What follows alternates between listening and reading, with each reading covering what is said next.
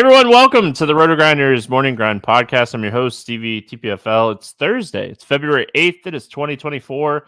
We have 7 NBA games to talk about here on today's podcast. We also have this football game. I don't know if you guys have heard of it or not, but Kansas City and San Francisco are playing this weekend. Yeah, nothing big. And we're going to break that down as well for football. It's always Keith Eys819, back-to-back NBA pods for Keith. What's happening, my friend? Yeah, not too much. Great call by you on Golden State on last night's pod. Unfortunately, that meant that Kuminga lost a little run for the blowout. I know. We were so close. Like Kuminga was looking really good, but lost some run there. Didn't quite hit the points prop. I missed on the Allen rebounds. Just everybody got like 7 rebounds on the team. It was really, really a weird game. Like Cleveland had a ton of rebounds. They just didn't go directly to Allen. Gafford played well on the other side as well. He had like 13 rebounds, I think, but not the best night in the NBA streets on Wednesday, but that's all right. We'll get back to it on Thursday. Jimmy Butler had a triple-double. We talked about his rebounds and assists being way up with Rozier there. So played a little Jimmy Butler, but not enough to get me anywhere tonight. How about you? No, I was gonna commend you on your Jimmy buckets. First triple-double of the season. He absolutely smashed. I don't know how my night's gonna go. My son had baseball tonight, so I didn't do DFS. I just did a lot of betting. And right now, I'm about break even, so I need the Kings. I mean, I have Sabonis points, and I have Herter points, and Herter has 6 of the first 11, so that's a good start.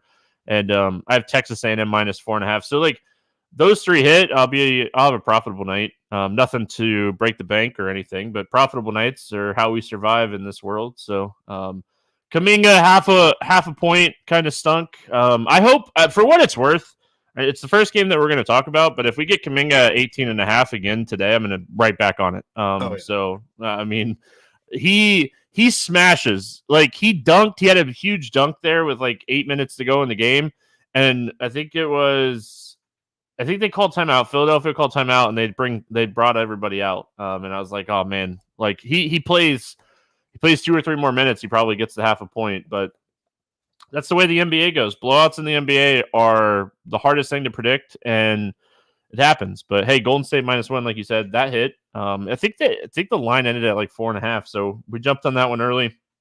Yeah, the Maxey illness definitely not helping Philly. He had a terrible game for Maxey. Clearly under the weather for him. Yeah, I mean, bust of the day. He listened to the podcast. I said that in Discord. All right, we got another 7-game slate. NBA left off the 2 10 o'clock games on both FanDuel and DraftKings, so we're just going to break down the 7 games, and then we're going to talk about the big game. Derek wants to know, favorite big game food? I'm a wings guy. I went to the store today, actually, and got wings that I'm going to put in the smoker and have smoker wings at my house. So it's very weird not being in Nashville for the Super Bowl this year. I've been in Nashville for the Super Bowl, I think 5 out of the last 7 years. So it's very different, but had to stay in town this year. And it'd be interesting. I'm a wings guy. What about you, Keith? Are you wings, pizza, sliders, burgers? What do you got? Wings all day for me too. We had this question on Grinders Live earlier today, and it's definitely wings. Got to be bone in. The smoker is a nice touch. I might have to come down to your place for the big game. We spent last year in Nashville together, but not getting together for the Super Bowl this year. But yeah, it's wings for me for sure. It's not really that close either. Like pizza's fine, sliders fine, but if I have to choose one of the 3, it's definitely wings for me. Yeah, so how I do wings in the smoker is I do like 4 different sauces on wings, and then I do a smoked mac and cheese that I've talked about before. And that it's going to be fantastic. I mean, I did see this recipe today about doing like cream cheese jalapeno in the smoker. So I might even fire that up because why not? We get this game once a year. All right, let's talk basketball. What's up, everyone in YouTube? Hope you're having a fantastic Wednesday night. And if you haven't already, hit the subscribe button. Help us out. We do this podcast 5 days a week for free. Hit that subscribe button. That's our tip jar, as my buddy Beer Makers fan would say. We got Golden State at Indiana taking on the Pacers here. 250.5 total in this game. Pacers a 6-point favorite. Golden State on the second end of a back-to-back, so we'll wait and see on the injury report. We know that Chris Paul is likely going to be out. Peyton's going to be out. On the Indiana side, Halliburton, Mathurin, and Smith are all questionable. One thing we should note before we even get into it, it's trade deadline Thursday. Yeah. We should probably start with that. There's going to be moves. I mean, definitely going to be moves, but it's definitely one of those things that you're like, how you can't build teams before 3:00, 3:30, probably 4:00. So if you're a tinkerer, don't start tinkering until 5 or 6 o'clock because there's going to be some moves today. Yeah, for sure. I believe the deadline is 3 p.m. Eastern, so it should be good to go. Maybe give it a few minutes. Sometimes a deal or two will trickle out after the deadline. But by 3 p.m. Eastern, I think we'll know most of what's going down for the day. But it wouldn't surprise me if we get a little bit of a crazy morning, maybe even some overnight stuff. Yeah, it wouldn't shock me either. I don't know if Golden State is really buying right now. So I don't know how much we're really worried about them on the second end of a back-to-back. And if anything, maybe they move like Looney or Moody or somebody like that, just in general here, but we'll see. Let's go with Golden State first. Kind of already talked about it. I really like Kuminga again.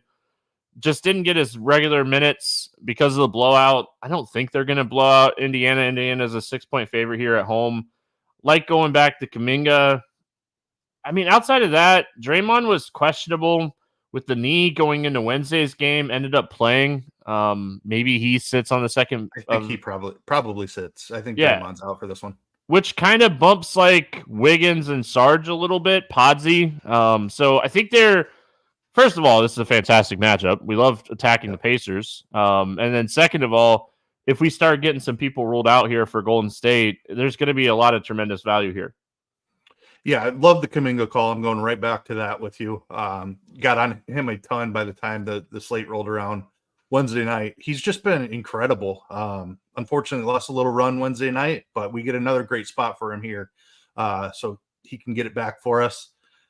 I think like this Golden State rotation is a bit tricky to figure out right now. They're clearly moving towards the young guys. Pods definitely has a bigger role. We're seeing Wiggins and Klay Thompson even kind of fall out of the rotation. Pods didn't close Wednesday night because the game was a blowout, but I am pretty confident he would have. We've seen what's his name? I'm losing his name. Lester Quinones get pretty significant run here. Probably got a little additional run because of the blowout Wednesday, but I think he's firmly in the rotation. If Draymond is out, like Quinones at 3,600, I think could be big time in play here. I love the Sarge call as well. If we get Draymond out, I think he could see like 20 minutes in this spot, and that's definitely enough for him, especially in this awesome matchup against Indiana. Love the matchup. I mean, that's the biggest thing, and I mean they've gotten away from playing Looney big minutes, which finally. So I do like Sarge, but Kuminga would be my main target here. He's just someone I feel like can fill up a stat sheet against a team like the Pacers. Very fast-paced game. I think he benefits. I mean, we should mention Steph just because the matchup is phenomenal. And when we get Steph in these like fast-paced games, we could see him shoot a lot and have a big game. And again, like Curry played 25 minutes. Klay played 28 minutes. Like none of their starters, I don't even think anybody on the team played 30-plus minutes in the game against Philadelphia. They pulled guys really early in the fourth because they were just handling that game. They had a huge third quarter. Golden State took like a 20-point lead in the third quarter. They just absolutely smashed Philly in the third quarter. So going to the other side of this game, we've been talking about it. I assume that we'll see Halliburton. You know, he has like this contract incentive to play a certain amount of games this season. And we saw him play 29 minutes against Houston the other night. We were kind of waiting for that to happen. Let's talk Pacers here. We're starting to finally see like Siakam with Halliburton and how this dynamic's going to work. I'm going to live on I think Siakam is better with Halliburton on the floor. Neesmith, who has been playing really good, he just didn't play good the other night. Like it wasn't even like a bad game. He just didn't do anything. What are we looking at here for the Pacers? Yeah, this Indiana rotation is not the easiest one to figure out either, especially if Halliburton's going to continue to be limited. We did see 29 minutes in the last game, so it seems like the reins are loosening a little bit. expect him to be nearly full, 30, 32 minutes, I would say, in the spot. Good matchup against Golden State. So I don't hate taking shots on Halliburton. He's only 8,600. If he was fully priced at 995 or whatever, I would probably just say wait and see, but it's a really good matchup here. And if he can play 30 minutes, I think he can pay off 8,600. So slight interest there, assuming that he's in there. Mathurin missed the last game, I believe, as well. So him coming back further, like, it hurts Buddy Hield for sure, I think. With Siakam there, it's tough to figure. Like, Jalen Smith has been losing minutes. Toppin hasn't been getting all that many. So it's a tough rotation to figure out. It's a great game environment. So I think you want to find the pieces who could elevate here. For me, I think it's Halliburton first. I like the Siakam call. I think he's better with Halliburton on the floor as well. Miles Turner's ceiling has been impacted by the arrival of Siakam a little bit, so don't think I need to go there. It is a good matchup against Golden State for bigs. I don't trust Turner's ceiling quite at this point. And then Nesmith is the other guy who's shown off a ceiling here. Price tag is up to 5,900. That's a little more than I'd want to play. I do feel good about his minutes though. I don't know. I might just be going up to the top with Halliburton and Siakam here. Yeah, and you mentioned Mathurin missing game the other night. It was a stomach bug. We'll see if he's back or not. Numhard played 30-plus minutes, but his price is kind of where he should be. I think I'm with you. Siakam, Halliburton here for me. Miles Turner's his minutes are consistent, and he's consistently putting up solid games. He just doesn't have a ceiling. I mean, his ceiling is just capped, especially with Siakam on this team now. San Antonio at Orlando, 223.5 total here. Orlando a 10.5 point favorite, back-to-back for San Antonio, and then Orlando, nobody on the injury report here. Any thoughts here on San Antonio? Yeah, I mean, it's Wemby first. It's always going to be Wemby first on this team. San Antonio is a team that could be active at the trade deadline. I think any veteran that they get an offer for, even like something like a second-round pick for a Jetty Osman, Doug McDermott, like we could see some rotation guys get moved out before tip-off here. That would not surprise me at all. Even a guy like Zach Collins, I think they'd be open to moving. Keldon Johnson has kind of fallen out of favor as well. Like a couple of trades from San Antonio would not surprise me at all today, which could open up some value here. It's not a good matchup against Orlando. Don't play super fast, and they've been really solid on the defensive end. But Wemby, under 9K, I'm going to be playing some Wembanyama for sure. I don't think, unless we get a couple of trades, I'm going to the value pieces. Like Vassell's price is up to 6,800 now. Mentioned Keldon kind of losing his role a little bit. He is down to 6K, but not the spot I want to target Keldon, I don't think. Sohan, I suppose, is all right at 5,600. Champagne's played really well here recently. He started out well on Wednesday night. I'm not sure exactly where he finished. I actually have, finished with only 19 minutes. So it looked like he was on his way to playing a little bit more than that. Played 21, I believe, in the game before. But he's a guy who could see his role elevated if they were to move a Keldon or somebody like that. But keep an eye on the trades for San Antonio is basically my plan. Old San Antonio player, DeJounte Murray, with the Atlanta Hawks now. I've read multiple reports that he could get dealt, like randomly sat on Wednesday out of nowhere. Yep. I've heard that like we could see him in a Pelicans jersey. I think that would be really interesting to see. So Lakers have been mentioned for him too. Not sure if they'd be willing to take back somebody like D'Angelo Russell. Like obviously the salaries have to work out. So yeah, that stuff is all interesting. Yeah, as far as San Antonio, I agree with you. We could potentially see a couple of these. Like, I wouldn't even be shocked if like Zach Collins gets moved. Right. Those type of like players where everything you look at for San Antonio, they're kind of building around Wemby, Vassell, Keldon, Trey, and I guess Sohan you could throw in there as well. I think I would put Sohan ahead of Keldon actually at this point. I don't know. We'll see. But yeah, it'd be Wemby for me. Honestly, I don't even know if you necessarily have to play anybody here from San Antonio. The one thing, like Wemby always has upside in any matchup. The Magic are a great defensive team. We highlight this all the time. And San Antonio, like we saw Wemby play 28 minutes. I mean, he's played a back-to-back recently. but he's probably capped around 28 minutes in a tough matchup. He has so much stock upside. He's a guy that can get 4, 5, 6, 7 blocks and steals in a game. It's just that's where his upside kind of is there. Trey Jones, I haven't looked on FanDuel yet, but like he was a guy I was doing salary tags on Lineup HQ, and he was underpriced on both sites yesterday, Wednesday. So maybe we got a little bit of value there. It looks like they priced him up a little bit here.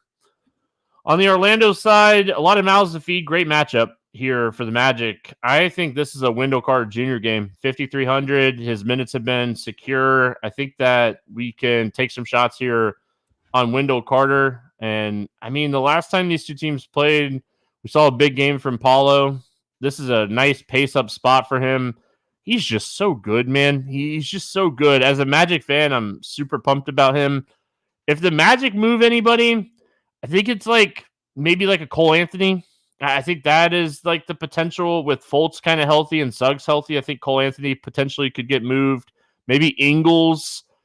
I don't know how much of this like young core they want to give up that they've built here. I don't know if the Magic are going to be buying on the trade deadline. I think that they're still 1 or 2 years away from where they want to be anyway. So unless they can move something for some picks or something, I don't know if the Magic are going to be moving anything. What do you like here for the Magic? I like the Wendell Carter call. I think it's a pretty good spot for him, even with Wembanyama on the other side. Franz is the other one I have some interest in, just because you save 1,100 down from Paulo. He does have that ceiling game against Detroit, and I kind of compare the matchup with San Antonio and Detroit, like very similar spot. So Franz at 7,100, I have a little interest in chasing some ceiling there. Probably not messing around with anybody else. I do have a question, like Jonathan Isaac, like they teased us with a couple of 20-minute games there, but then he only played 10 in that game against Miami. He is not going to play big minutes in a blowout. Okay, so you think he would have played 20 if it weren't a blowout? I'm just gonna say they want this guy to be healthy. His defense is so incredibly good.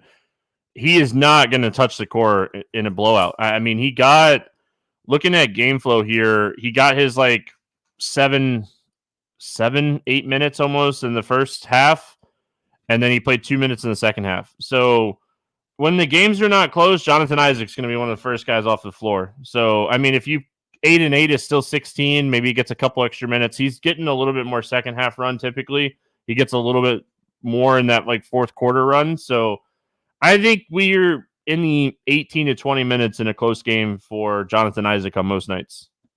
I think with the blowout risk in this one, you probably don't need to chase it. Like trades are going to open up value. There's no doubt about that. So probably don't need Isaac, but he's definitely a guy I'm going to have my eye on in a good matchup. You mentioned the defense. I just feel like he could have 3 or 4 steals in this spot against a San Antonio team that turns it over a bunch. Oh yeah.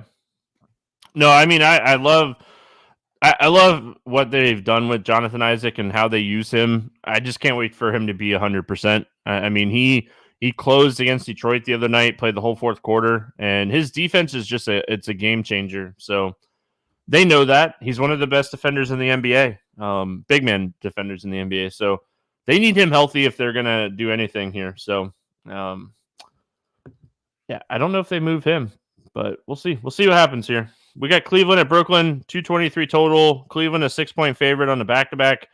On the Brooklyn side, Finney-Smith, Johnson, Sharp, and Walker out. Let's go Cleveland here first. I don't know if Cleveland will be buying or selling. I don't think they move any of their main pieces. What are your thoughts here on the Cavs? Back-to-back for Cleveland here. I'd be really concerned about one or both of Evan Mobley and Darius Garland. Their minutes have been trending in the right direction, but with the back-to-back, I wouldn't be surprised if one or both of them sit. I don't see them being active in the trade market, so that's not real concerning here. Mitchell with another ceiling game on Wednesday night continues to be unaffected by Darius Garland's return. Garrett Allen was in an awesome spot. Unfortunately, didn't quite get there for us. I don't mind the matchup here against Brooklyn, and I think like Brooklyn's got several guys on the injury report. I think Brooklyn is open for business as far as trades go. Also, I think they'd be willing to move almost anybody on the team. So we could end up with a really shorthanded Brooklyn team on the other side here. think it's Mitchell for ceiling for me in this spot. I don't trust minutes for Mobley and Garland if they're going to be active. Mobley had a really nice game Wednesday night, but again, I'm a little concerned about them sitting here. If one or both of them were to sit, Garland particularly, I would have interest in like Karis LeVert or Sam Merrill even. Merrill's price is back down to 3,400, so if we get Garland out, he should see his minutes bump back up to like that 22, 24 range, which I think he'd be really useful at that price. You think teams are calling on LeVert? I think so, but I don't know that Cleveland is all that interested in moving him. They're going to try to make a run, I think. Like, they have a pretty solid core, and they haven't been all that healthy all season long. So I don't think Cleveland is selling. Yeah, that would be the guy I'd be calling on if I'm other teams. It just feels like he's kind of out of rotation with this team. For me, on this Cleveland side, I mean, overall, if Mobley sits, that's where I get like my interest in this team. I would have a ton of interest in Jared Allen in this game if Mobley ends up sitting. Mobley's going to hurt the rebounds for Allen. We keep talking about it overall. Mobley played 25 minutes against Washington, and Garland played like 28 minutes. If Garland were to sit and LeVert doesn't get moved, I think you could potentially take some shots on LeVert. Still like what Max Strus is seeing minutes-wise. Good matchup, like shooting for him in this game, so don't necessarily hate him. But I think Allen and Mitchell would be my main targets here, and I just don't know how much Mitchell I get to on this slate. And then Brooklyn, like you said, I think this is a team where we're definitely just going to kind of wait and see approach. They're missing a lot of players here already. Royce O'Neal the other night had 18 actual points against Dallas. He's probably going to be chalky again unless he gets moved. Brooklyn's tough. You're going to have to wait and see what we're looking at here with Brooklyn. I don't think I'm playing like Simmons. I don't really like any of the expensive guys. I think like Royce O'Neal as a value play is okay if we don't get a lot of value that opens up today, but it's trade deadline Thursday. We're going to have some value. Yeah, it's a really difficult matchup for Brooklyn. We talk about Cleveland's defense all the time. Ben Simmons on the minutes limit is just making the rotation even more difficult to figure out. I think Royce O'Neal has a role here with the guys that are already out. Again, I do think he's firmly on the trade block. Like they have to shake up their team a little. They just have too many wings. Like Royce, Dennis, Finney Smith, Simmons, kind of to an extent at this point. Like they need to shake up the roster a little bit, I think. But this is a team that definitely I wouldn't be surprised makes a move. If Dennis Smith Jr. is still on the team, I think there's a path to solid minutes for him. Has been a pretty good usage guy off the bench, so I think he's still playable at 4,200. But I agree, I'm probably staying away from Bridges, and Cam Thomas's price is up there high enough now. I don't think I can pay that for a guy who like to pay off that price. He's going to have to score 30 actual points. I don't see him doing that here against Cleveland. Really tough matchup for Claxton with Jared Allen on the other side. So unless we get something like Mobley and Allen both out, I have no interest in Claxton either. I'll be hunting value for Brooklyn. All right, we got Dallas at New York, 231 total. Dallas, a 3-point favorite in this game. Exum and Lively out. Cleaver questionable. On the Knicks side, OG, Grimes, Randall, Mitch Rob out. Brunson and Sims questionable. So we'll definitely talk about the Knicks side here in a second. But let's start here with Dallas. What do we like here for the Mavs? I mean, Luka goes from questionable, broken nose or whatever. I don't think it was broken, but he had the mask on. Dude just comes out and plays 43 minutes and drops 80 fantasy points. Like, what do you do with this guy? Price is up to 12K. Matchup is horrible against the Knicks. They've been one of the best defenses in the NBA. Anunoby is out. He's kind of the guy that boosted their defense from like top 10 to like top 1. So that is a little bit of an impact, and they lost Randall as well. So it's not a fully healthy Knicks team, but I still don't love the matchup. They just play slow, and Tibbs is notoriously like a defensive scheme type of guy. Like Tibbs always has strong defenses. So as awesome as Luka has been, I don't know if I have a ton of interest here at 12K. But if he's going to play 43 minutes again, which he's been doing consistently, you probably have to have a little exposure if you're building like 10 lineups at least. I don't like the matchup for anybody here really outside of that. So unless they sit a bunch of guys, it's probably Luka or bust for me. I wouldn't hate trying to take a shot on Kyrie, but I definitely would rather find the money and get up to Luka. Yeah, I mean, it's 7-game slate, and Luka has the highest ceiling on the slate. I mean, it's as simple as that for me, so I do have interest in Luka on every slate that he's on. Definitely this one.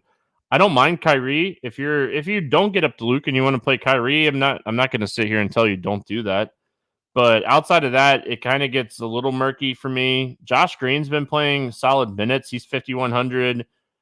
I think there's a little bit of upside if Derek Jones Jr. can get some extra run at 4,200. I do think that there's potential for more minutes for him. So I think my main targets here would be Luka, Kyrie, and then maybe a little Josh Green at 51.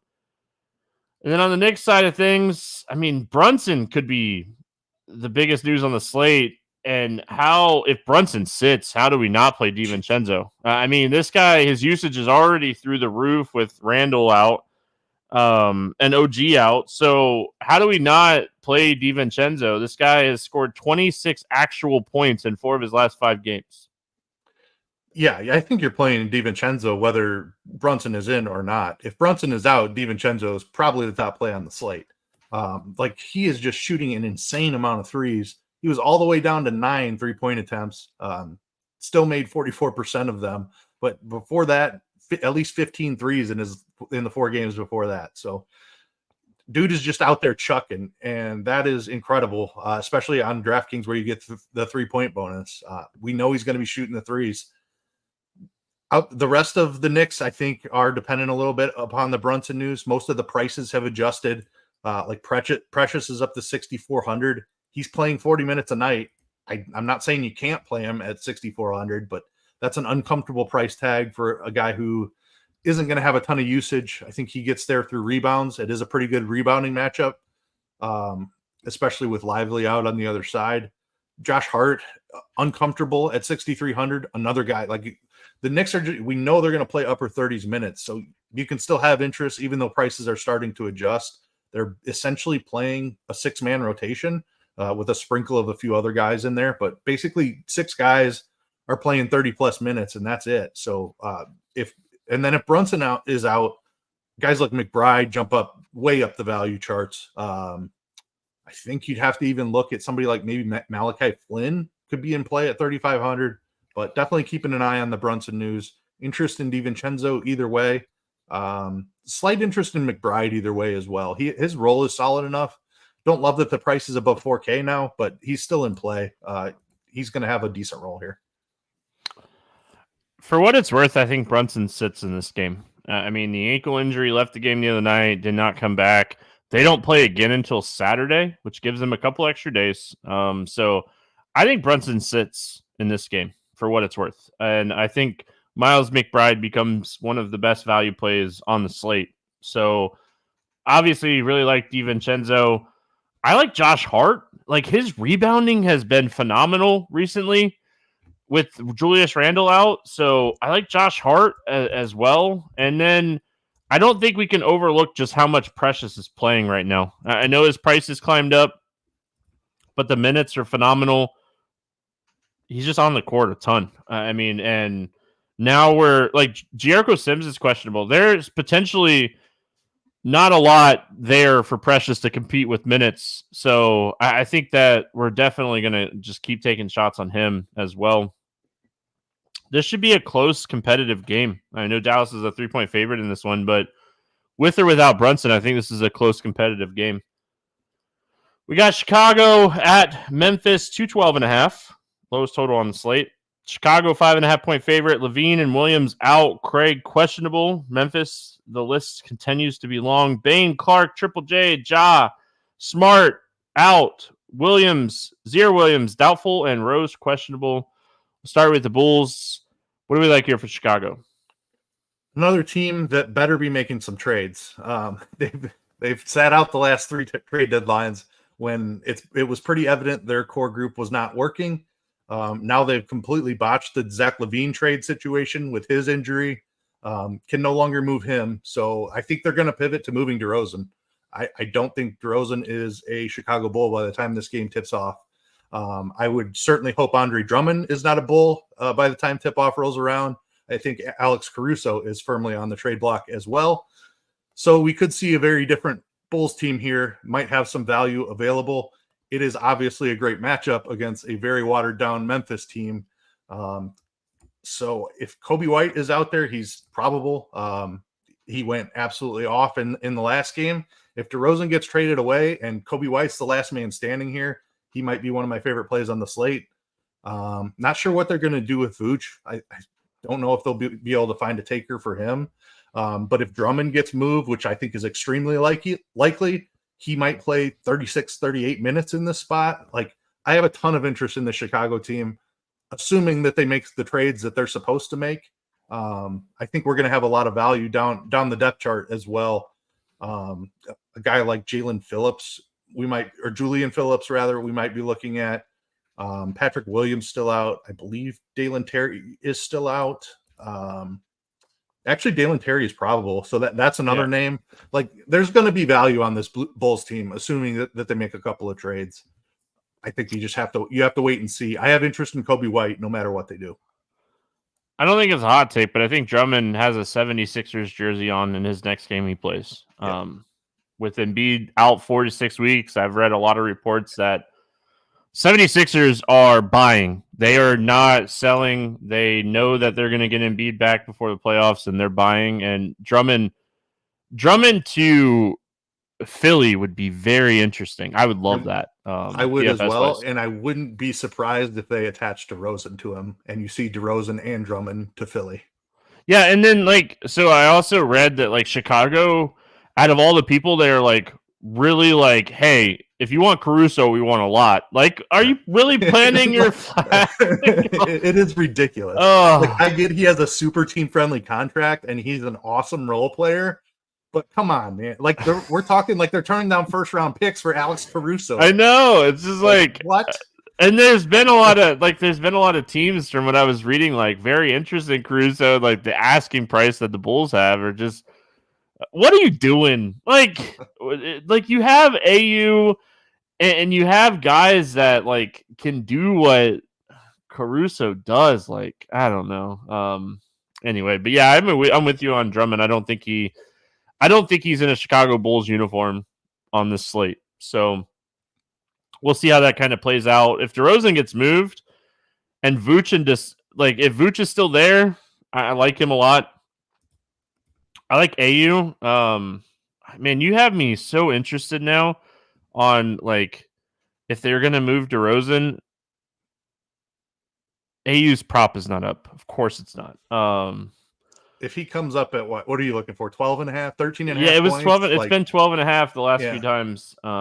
He missed it the other night because he didn't shoot in the second half. But I think Kobe White is really interesting too. If DeRozan gets moved, if everyone stays for Chicago, I don't necessarily have a ton of interest in Chicago as a whole here in this game. But if they do move some pieces, Kobe White, this guy looks like he has the potential to be a stud. So they should be building around guys like Kobe White. If I'm Chicago, I probably don't move Vooch because I do think Vooch is a very good core player that doesn't miss a lot of games overall. But if you're going to move somebody, I think DeRozan's a good call. Yeah, we'll see how it plays out. But let's go to the Memphis side. Gosh. All right. So they just got rid of Tillman, right? Tillman to the Celtics. That happened yesterday or today, Wednesday. So that's done.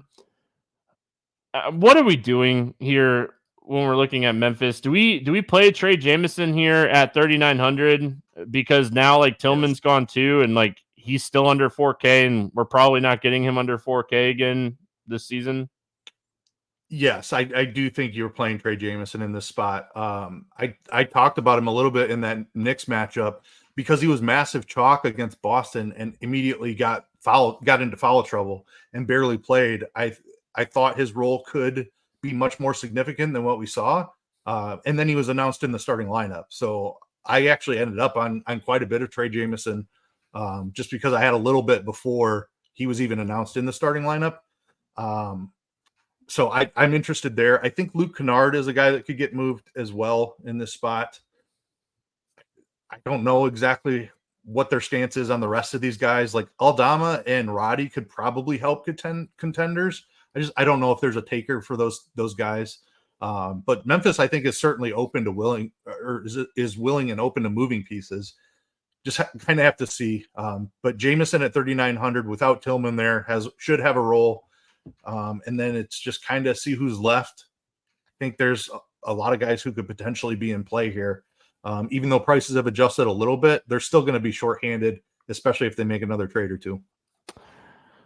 Pittman Jr. has been playing really solid minutes here recently. And I mean, Memphis is in a position now with like Triple J banged up, Ja out, Bane out. Like they're selling.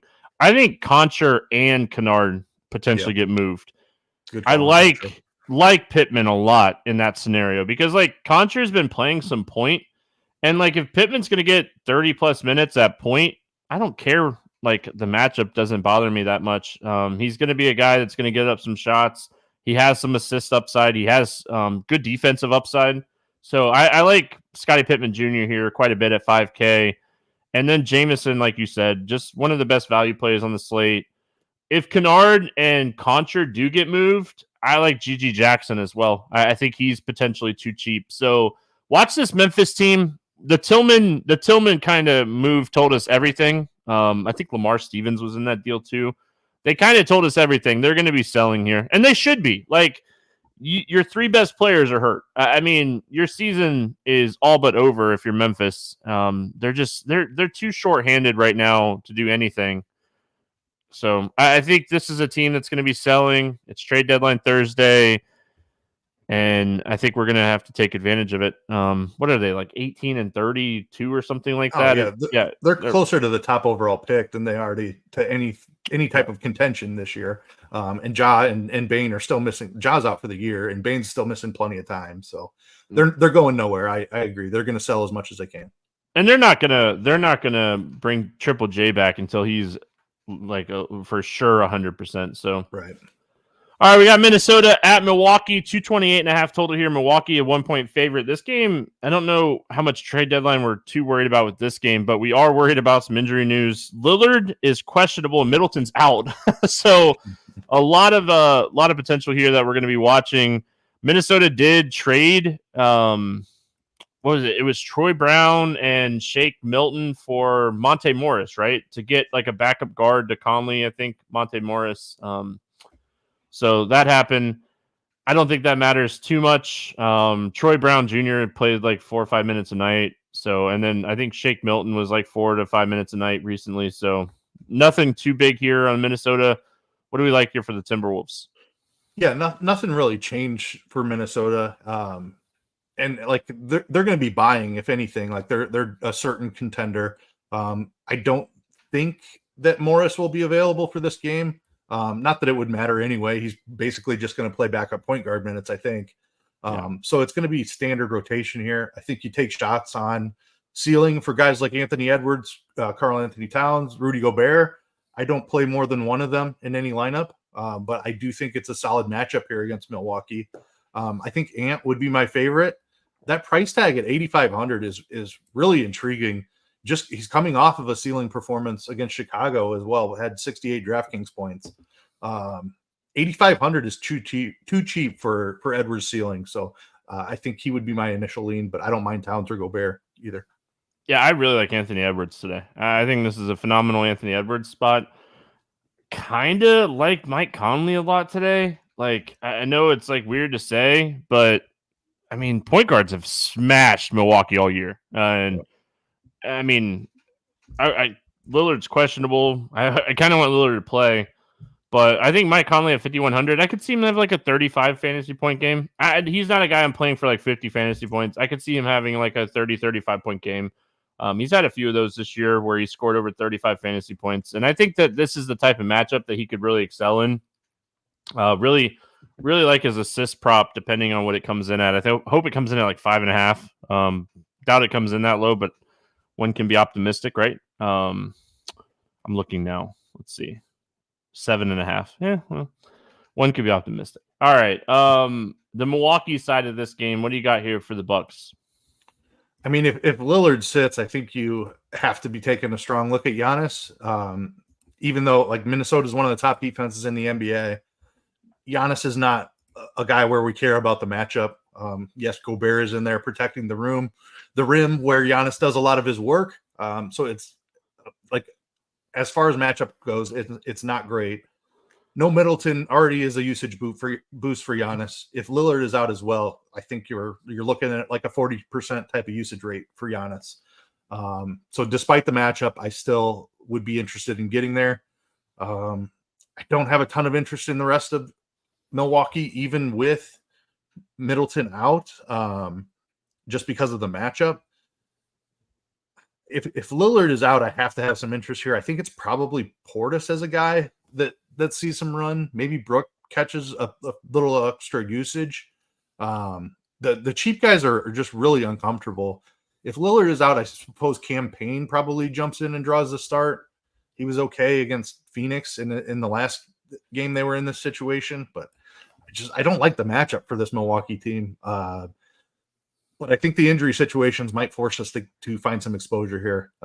It's Giannis first and foremost. That's clear. I think it's Portis for me second. Beasley's in play. Crowder's in play, but I don't feel as confident about the value here. If Dame sits, I think Pat Connaughton at 4K, like he played 30 minutes the other night with Dame out. We could potentially take shots on him in this game at 4,000. We're going to see a lot of value potentially open up throughout the day, but I think that's one that we kind of already know the situation to. So I think that Connaughton is someone we could definitely take shots on if Dame sits. If Dame is out, I think you just plug and play Giannis today. I know the matchup's not fantastic, but the matchup doesn't matter for a guy like Giannis. He's just such a fantastic player that can do so much where he has upside in any matchup. So I think Giannis is my top play in the slate if Lillard sits. Don't mind the Portis call. Wish he was a little bit cheaper. Really like Connaughton if Lillard sits as well.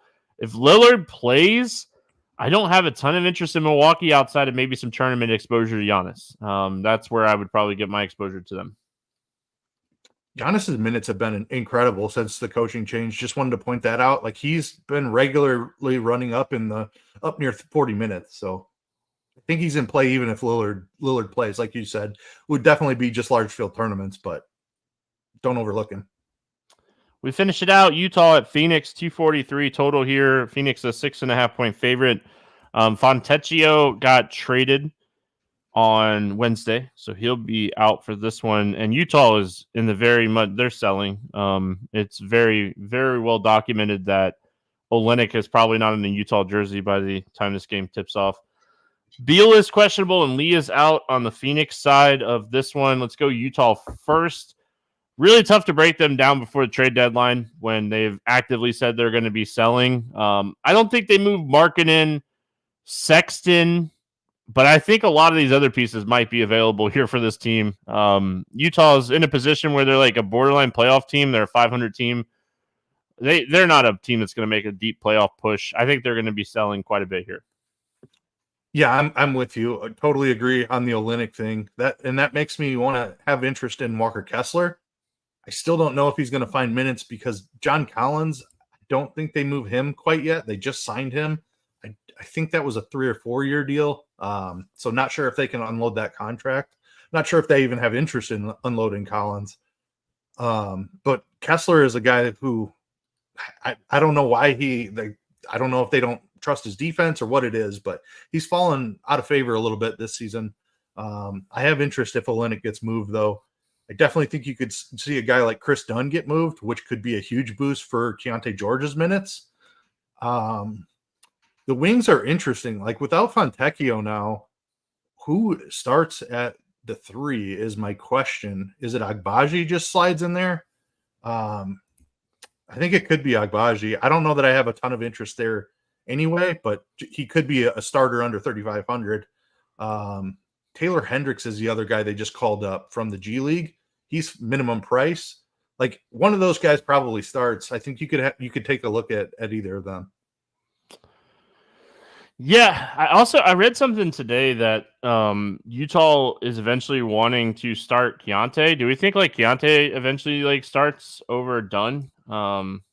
He might be a really solid value play on how this trade deadline ends up. Like if we do get like if Chris Dunn gets moved, which I don't know if he's in the trade deadline, like if he's on the trading block or not, but if Chris Dunn gets moved, I like think he is. Keontae, I think everybody but Markkanen and Keontae George are on the trading block for Utah. But I think Keontae George is one to circle today just to kind of pay attention. Like his minutes and shot attempts have already been up recently. He's taken double-digit shot attempts in 4 of the last 5, and his price is just kind of not like it just hasn't caught up. He's scored at least 30 fantasy points in 3 of the last 5, and he's 3,900. So that's one to watch today. Like depending on. Yeah, I love the Keontae George thing. I think even if Dunn sticks around, they could play Dunn at the wing a little bit more. They're really short on wings. Like they've been playing Markkanen at the 3 a little bit, which they might continue to do that. But I do that. Move surprised. Collins to the 4 and let Walker Kessler start and let Markkanen play the 3. Like They could be interested in doing that. Yeah. That might have been why they moved Fontecchio. I don't know. They're a hard team to figure out for sure. They're one of those teams where you get the starting lineup alert and you're like, all right, we'll see. But George or it's the last game of the night, so yeah, you're gonna have to do some guessing until we get that starting lineup. Derek in chat wants to know George or McBride if no Brunson. I think you could play both of them today. Yeah, I agree with that. I think if no Brunson, it's going to be McBride for me, but I agree. I have interest in both. There's a lot of studs to pay up for on the slate. Like, especially if Lillard sits, like we're already talking about Luka, Giannis is on the slate. Like, there's plenty of studs. I mean, let's go to the other side of this game. Phoenix. Bradley Beal sits. You got to bump up Devin Booker and Kevin Durant in that scenario. You got to bump up Grayson Allen if Bradley Beal sits. I mean, could potential matchup for Nurkic, who's been playing phenomenal recently at 6,900. So, I mean, there's plenty of people to pay up for just on the other side of this game. Yeah, totally agree. Awesome matchup against Utah as well. Phoenix at home. Love the spot for them. Booker is the ceiling guy I definitely want to chase. With or without Beal, I think I take a couple of shots on Booker at least. Durant is always in play as well. Could certainly find a ceiling in his spot. I think I slightly prefer Booker. He just seems to be doing a little bit more, but it's not a strong preference by any means. Durant is great as well. Good call on the Nurkic stuff. Like the up to 32 minutes in the last game. If he's going to play 30 minutes a night, Nurkic is too cheap for that type of role. So love that call. And then it's watching the Bradley Beal thing. Agree. It's Grayson Allen. I think Eric Gordon is in play. If Bradley Beal misses as well, could see him up to like 28 minutes in that spot. Even if he's coming off the bench, I think the usage could be pretty solid.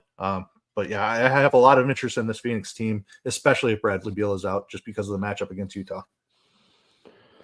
Yeah. I mean, Eric Gordon is another guy if Bradley Beal hits that could get a bump around 30 minutes, and he's cheap at 4,400. So a lot of potential value in this last game of the slate. All right, let's play the morning grind game, and then we'll talk about that football game that's happening on Sunday that you might have heard of. Favorite play under 5K to go 7X. Who do you got? I'm going to take Miles McBride here. Even if Brunson plays, his role has been solid enough at 4,100 to take some shots there. If Brunson is out, I think he's the top value on the slate. I'm going to go trade Jamison here for Memphis at 3,900. I think there is a lot of value. I think it's a stars and scrubs type of day, and you just kind of hope the value plays out the way you want it to. Over 8K to go under 5X. Who's your bust today? Let's see here. I'm going to go Kyrie Irving. Just a tough matchup against the Knicks. I know they're a little bit shorthanded. Just think Luka is doing a little bit too much for Kyrie to get there. Wouldn't surprise me if Kyrie has the ceiling game, but I definitely prefer Luka. So I'll go Kyrie to bust. Tough question today. A lot of good options up here. I mean, my least favorite up here is probably Steph, but I like the matchup. I'm going to say Steph just because I think there's a lot of great plays, and I don't know how much Steph I get to on the slate. A lot of good plays. I mean, that's why I'm saying it's the stars and scrubs. Like, you like Luka, you like Giannis, you like Donovan Mitchell, you like Booker if Beal is out. I mean, if Brunson plays, you like Brunson. I mean, KD, Wemby, Markkanen. Like, none of these guys are bad options. Yeah, I like it. Favorite 6X play today. Who do you got? Give me Anthony Edwards to find another ceiling game. Love this spot for him against Milwaukee. Like you said, I kind of hope Lillard plays in this game just to keep it competitive. And Lillard, we know, is not much of a defender at this point. So great spot for Anthony Edwards, regardless. 8,500, a little bit too cheap for him. I'm going to go to my boy Paolo Banchero for the Orlando Magic. I love him in this spot. San Antonio put up 51 fantasy points against this team a week ago, and he was on triple-double watching that game. He was 3 assists and a rebound short of a triple-double against San Antonio. You worry a little bit about the blowout, but I think this is a fantastic spot for him. He's a stud. I mean, this is a guy we're going to be talking about for the next 10 years, so really like him in this matchup. Let's get weird GPP play of the day. Who do you got? It's so hard to know how ownership is going to fall. Like, there's a ton of moving parts between when we're recording this and when tip off is coming. No matter what happens, though, I don't think anybody is getting to Lester Quinones for Golden State. And it seems like he really has a role with this team. He's 3,600. I don't know that the 20 plus minutes are super secure, but I think he's in the rotation. Awesome matchup against Indiana. I'll probably take some shots there. I'm going to go to Scottie Pippen Jr. as my Let's Get Weird GPP play of the day. We were talking about him. He's kind of in that like weird price range where he's not like as cheap as some of these guys that we've brought up in the 3 and 4K range. So I hope he kind of just goes overlooked. Memphis could be a team that's selling, and his minutes are already there. I think that there's a lot of upside for someone like Scottie Pippen Jr. in the NBA, and see what happens. But yeah, he's my Let's Get Weird GPP play of the day. Let's go to the betting portion here. Any player props or pick'em plays that you like? I know there wasn't a ton of lines out. Was there anything jumping off to you? I really like the spot for Anthony Edwards.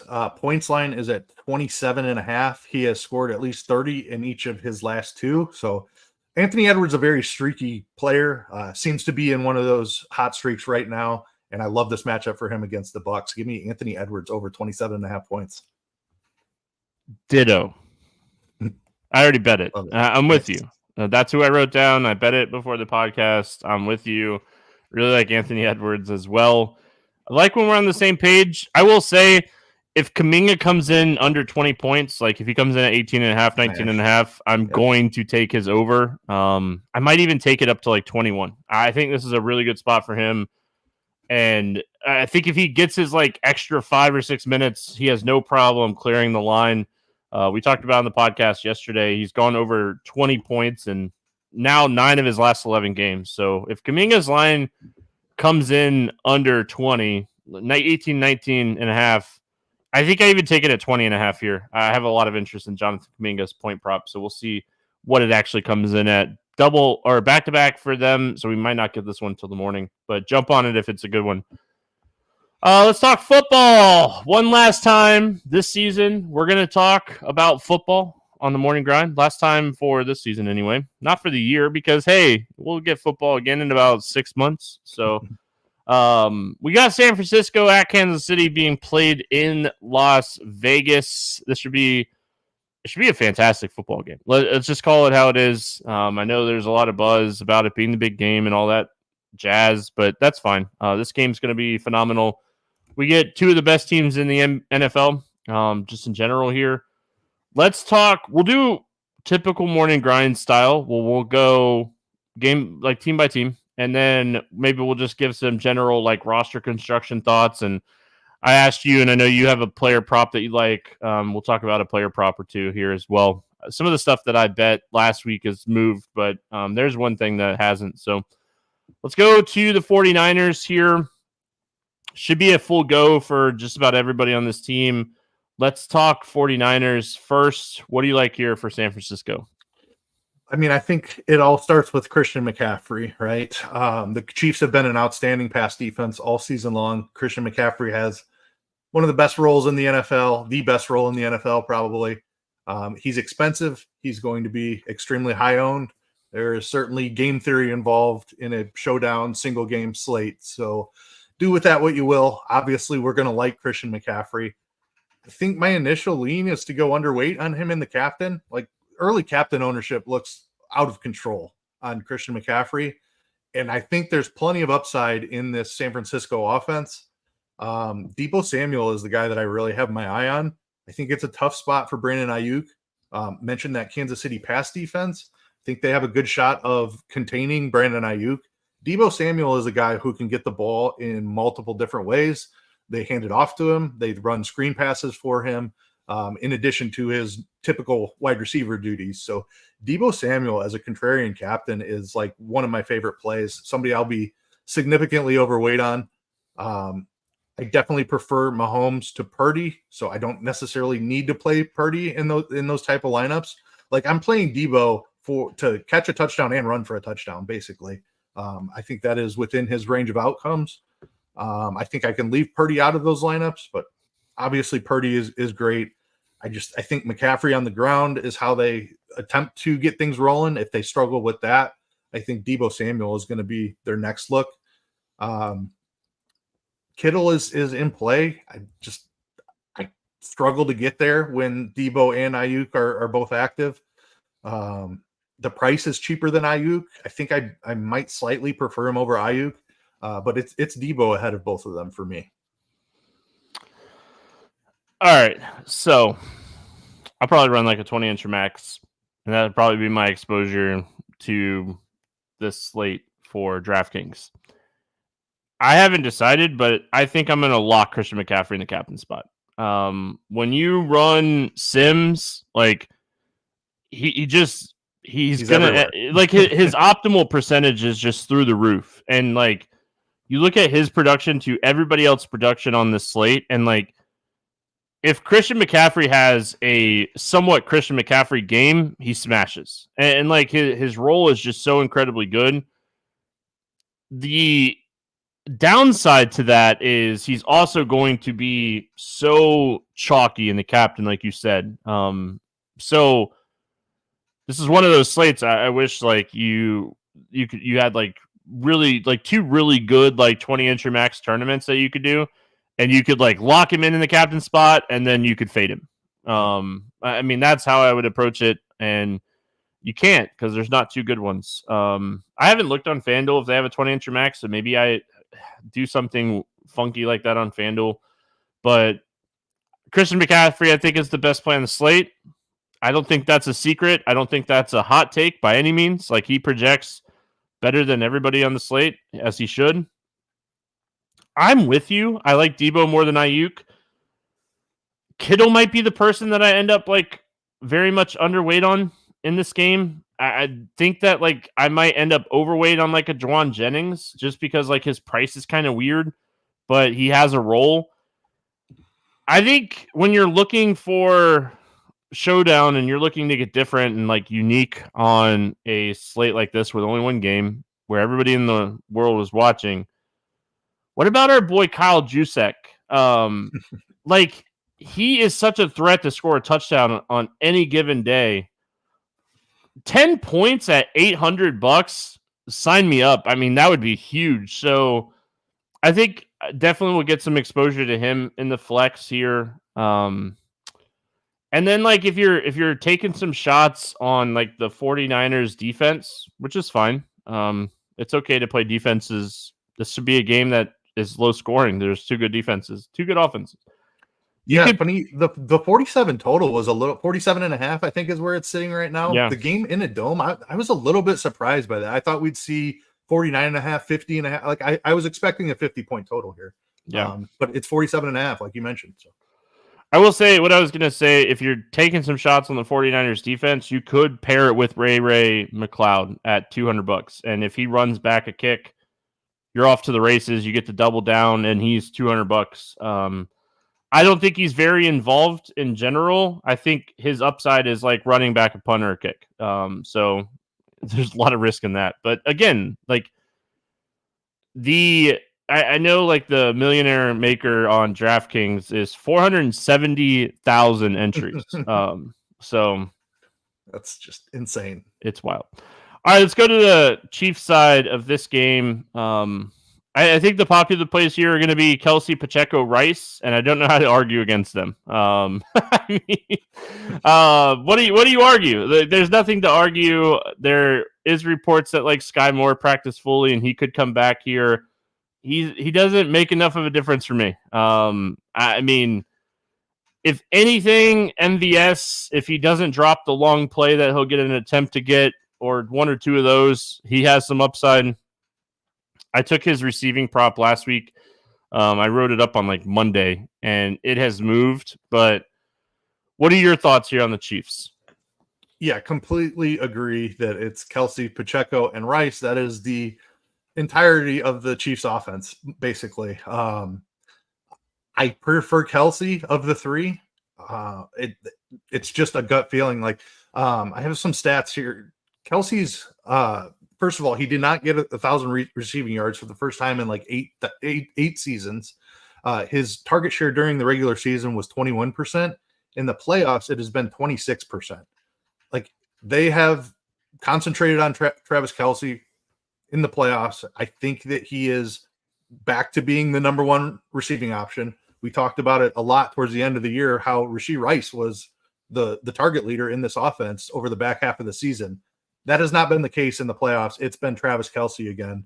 So give me Kelsey. I know he's the most expensive of the three, but I still think that he has a massive role here. I think the Chiefs, I don't know. I'm leaning towards making a bet on the Chiefs side of this. So I feel like they're going to play from ahead. I think they're going to be really pass heavy to get ahead is the only concern. So like I have all the Mahomes, Kelsey, Rice interests, but Pacheco is a guy like to close out the game. I have interest there as well. Like from an ownership standpoint, I'm not even super familiar. I didn't dive into ownership deeply outside of the captain stuff. Kelsey looks like we're projecting for about 39%, Pacheco 37, and Rice 36. So they're all like bunched up right there together. So no decision on an ownership discount. It's basically the salary is the only thing you have to consider. Unfortunately, I like the most expensive one. I think I prefer Rice slightly over Pacheco, especially on DraftKings, just because of the point per reception stuff. I think Pacheco probably has slightly more touchdown equity. That's also why I prefer Kelsey as the top guy. I think he catches a touchdown in the spot. The cheap stuff, like you look at last year's game, and Tony caught 2 touchdowns out of nowhere. I think there's a role for somebody in this game to do something similar to that.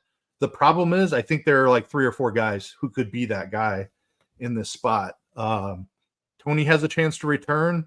Sky Moore was activated off of IR. Jerick McKinnon was activated off of IR. So keeping an eye on who exactly is active for this game. I don't think McKinnon is making it back. I think it's pretty iffy on Sky Moore. I think Tony is going to be active, but McCole Hardman is there as well, and they're basically identical players. So I don't know. Finding that cheap Chiefs guy that catches a touchdown is really difficult. I like your MVS call. I think he has a chance to catch a long touchdown. I'd put Justin Watson in that same conversation. I think I would have a group of 1 of MVS or Watson. I would have a group of 1 of Tony and Hardman. I think I'll have exposure to all of those guys and throw Noah Gray in there as well. Him catching a touchdown wouldn't surprise me. But yeah, it starts and ends with the big 3 here: Kelsey, Pacheco, Rice. But I think you have to take some shots on these cheap Chiefs. Gray was the person I was going to mention. I think that Gray, like my cheap targets in this game overall are probably going to be Juszczyk, Gray. That's probably where a lot of like MVS, and then like you said, we'll see who's active for Kansas City. I mean, like, is it going to be Tony that's active? Is it going to be Hardman that's active? Is it going to be Richie James Jr. who's active? So I think just kind of waiting to, I know everybody is going to want to hang out and have a beer too and watch this game, but I think checking the inactives at like 5 o'clock is going to be important on this one because there could be some potential value that is taken away. I mean, like they're not going to have all these guys active. Kansas City's not going to have all these guys active. So I like Noah Gray call a lot. I had written him down as someone to watch here for a touchdown. They're going to be, my thought process on Noah Gray is they're going to be so locked in on Travis Kelce in the red zone that do not put it past Andy Reid to draw up a play for a 2 tight end set and Noah Gray catch touchdown. I mean, that's my thought process on Noah Gray. So, it should be solid. Let's talk a little bit about roster construction. I know we've been talking a bunch tonight, but is there anything? I know you talked a little bit about how you're potentially leaning under Christian McCaffrey and the captain. If you're doing that, is it like going overweight on like Deebo Samuel and Travis Kelce in the captain? Is it Mahomes and Brock Purdy in the captain? What are your thoughts here as far as like if you're going to be underweight on Christian McCaffrey? Yeah, so it's strictly ownership. I agree that McCaffrey is the most likely to score the most points in the game. Let me just get that out of the way. But we are showing massive ownership projections for McCaffrey, 22.5% in the captain. I don't know if that comes down into like the 18% range by kickoff. Maybe I decide to go slightly overweight. But when I'm seeing guys like Deebo Samuel at 6%, even Kelce at 12% is half the ownership of McCaffrey. Those are the main 2 targets. I just think their touchdown upside is incredible in this spot. My hope would be that Deebo Samuel is the one that scores 2 touchdowns instead of Christian McCaffrey. It's certainly not as likely, but I think it is definitely possible. I think George Kittle could score 2 touchdowns in this spot as well. So it's just going overweight on the other San Francisco skill guys. For one, is just they score more touchdowns than McCaffrey. McCaffrey could still beat them if he gets a yardage bonus and scores a touchdown. And then has 10 catches or something like that as well. But those guys are a little bit cheaper. It allows me a little bit of more flexibility throughout the build. And then I think Kelce is going to be just as big of an overweight stance as Deebo. I talked about the role being a lot better in the playoffs. I love his chances to catch at least 1 touchdown. I think he has a chance at 10 receptions. 100 yards is not out of the question. So Kelce is going to be my primary target on the Chiefs. I'm leaning to the Chiefs to win the game despite being underdogs. So I probably end up with some Pacheco captain as well. I think Rashee Rice is certainly in play as a captain. I just generally don't use quarterbacks in captain. I don't think there's any chance I'll use Brock Purdy there. Mahomes is I'm still considering. I'm on the fence. It depends on if I get on a cheap pass catcher. I could see using Mahomes in the captain, going to Kelce as my main flex play, and then mixing through guys like Justin Watson, MVS, Noah Gray, and just trying to find that other cheap pass catcher who can find the end zone with my Mahomes captain's team. But I'm leaning on not using Mahomes in the captain at this point. So roster construction for me, going to be very 4-2 based. I think this is a 4-2 based type of slate where I'm either going for San Francisco, for Kansas City, and then 2 of the other team, obviously. Like I said, I'm leaning right now 100% Christian McCaffrey in the captain in a 20-inch max build. If I chicken out and, try to get some exposure, it's probably Rashee Rice and Deebo that I'm getting exposure to in the captain. Just because I feel like if you're not playing Christian McCaffrey in the captain, a lot of people are going to be playing Travis Kelce, and I think if I want to get different somewhere, I have to get different with Rashee Rice in the captain spot. But overall, I mean, that's kind of how I'm looking at lineup builds here. I think you're going to have to kind of pick one of these cheap guys, and because there's just studs galore to pay up for. So I think you're going to pick one of these cheap guys and see how it kind of plays out. But I think 4-2 is the build for me. And I know you said, just shift gears just a little bit here, but I can't wait to watch your head in this one and watch your eyes. I'm watching your eyes here. But you know how I bet this game, Keith? I bet 1.5 units on Kansas City to win the game, and I bet 1 unit on Christian McCaffrey to win the MVP. Yep, that's surprising. I get your line of thinking there. You're assuming that McCaffrey goes off for like 3 touchdowns and he just far outpaces any If other the San Francisco production. 49ers win this game, I think Christian McCaffrey is going to have a big game. And I know we haven't seen a running back win the MVP since like Terrell Davis back in the day with Denver, but Christian McCaffrey is the guy that can do that. Like he can go for 150 all-purpose yards and 2 or 3 touchdowns in this game. So that's how I bet this game. I think the Chiefs are going to win this game. Chiefs win. I'm up. I think like I did the math and I'm making money either way. Unless Brock Purdy wins the MVP, then I'm down. And then I'm just, I lost. But that's gambling sometimes. But that's how I bet the Super Bowl as far as like the outcome. I bet Christian McCaffrey at a unit and I bet a unit and a half on Kansas City outright. I assume that McCaffrey MVP was better odds. It was plus 400, yeah. Oh, yeah. So significantly better odds than just betting Niners. I like that angle. Yeah. I mean, unless Brock Purdy wins the MVP, I'm making money either way. And like in my head, my thought process is if San Francisco wins this game, Christian McCaffrey is going to go bonkers. That's how they win this game.